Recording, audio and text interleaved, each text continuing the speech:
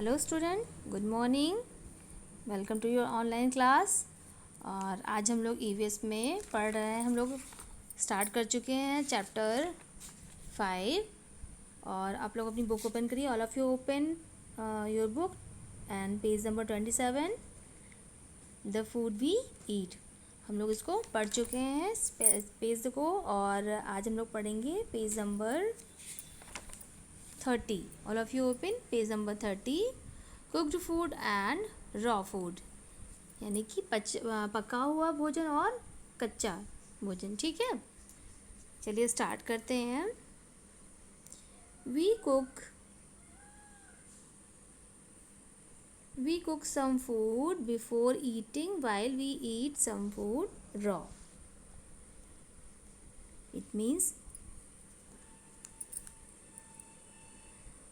पका हुआ खाना और कच्चा खाना, हम खाने से पहले कुछ खाना पकाते हैं जबकि कुछ कच्चा खाते हैं ना।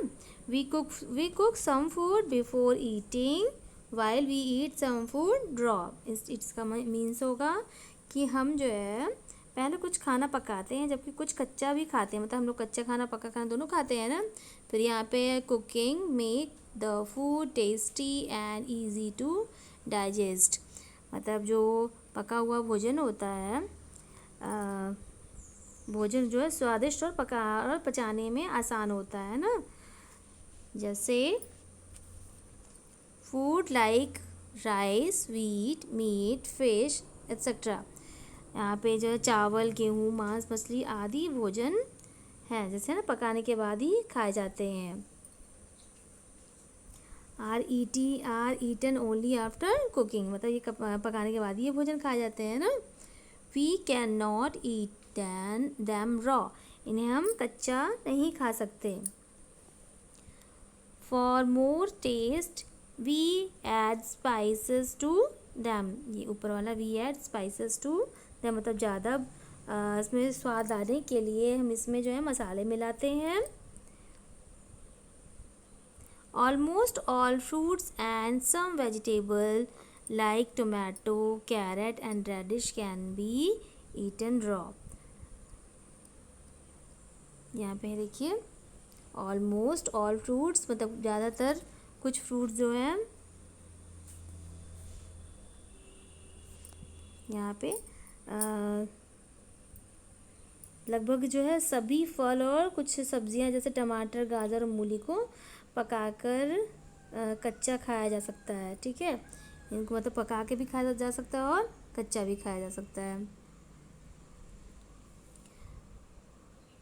बैलेंस डाइट, ठीक है। अब हम लोग यहाँ पढ़ेंगे बैलेंस डाइट, यानी कि यहाँ पे संतुलित आहार। बैलेंस डाइट मीन्स होगा संतुलित आहार।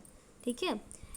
Different elements essential for growth and development of our body are present in different kinds of food.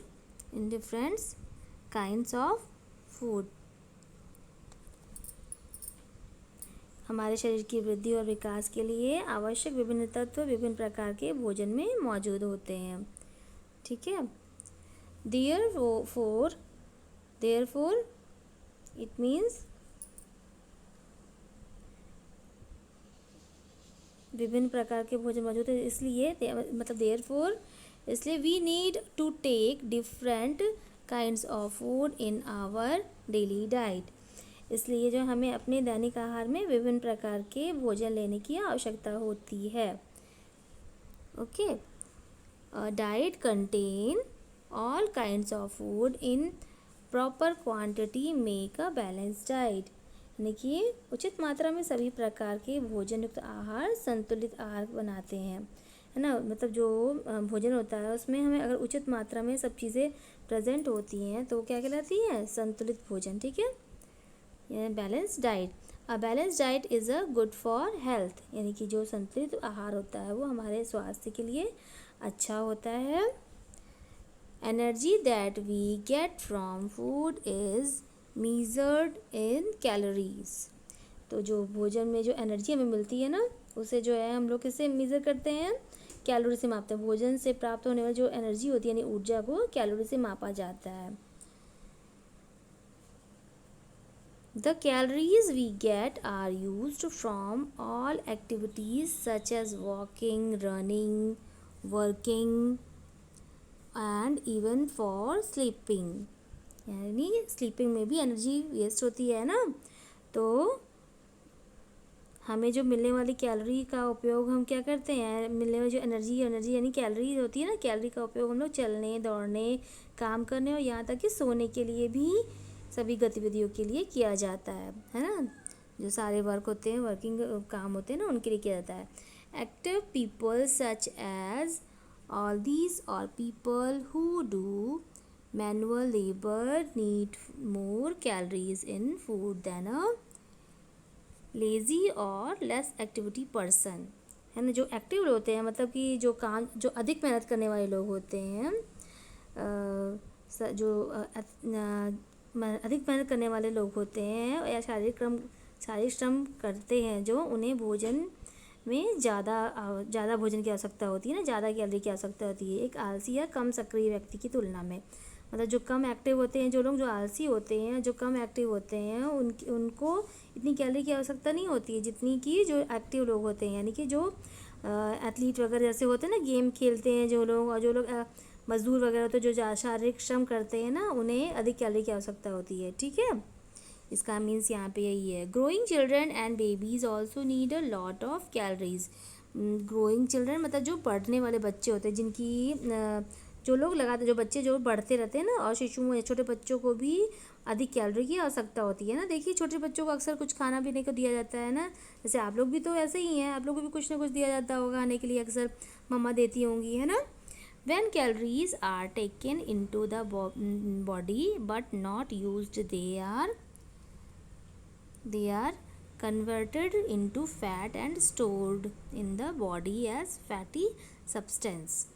ठीक है, वैन मतलब जब कैलोरी को शरीर में लाया जाता है तो जाता है, लेकिन उपयोग नहीं किया जाता है, तो वो फैट के रूप में, यानी वसा में परिवर्तित हो जाता है। ठीक है, और शरीर में ये वसा युक्त पदार्थ के रूप में जमा हो जाता है। मतलब जैसे जो मोटे लोग होते हैं ना, देखिए फैटी होते हैं ना, उनमें क्या होता है, उनके शरीर में फैट जमा हो जाता है। ठीक है, और ऐसे लोग they are converted into the fat and storage in body. Then शरीर में ये फैट के रूप में कन्वर्ट हो जाता है ना, इस फैटी सब्सटेंस के रूप में। देखिए यहाँ लिखा है ना, such people are called obese, यानी कि ऐसे लोगों को मोटापा कहा जाता है ना। इन लोगों को मोटापे की बीमारी हो जाती है ना, तो ऐसे लोगों को मोटापा कहा जाता है। ठीक है, सबको समझ में आ गया होगा। ओके, ठीक है, आज के लिए इतना ही। आप लोग इसको तब तक रीडिंग करिएगा, और इसको फिर से जैसे मैंने आपको पढ़ाया है ना, इसको आप लोग रीडिंग करेंगे और इसको समझेंगे। ठीक है, और आज के लिए इतना ही। Bye and take care.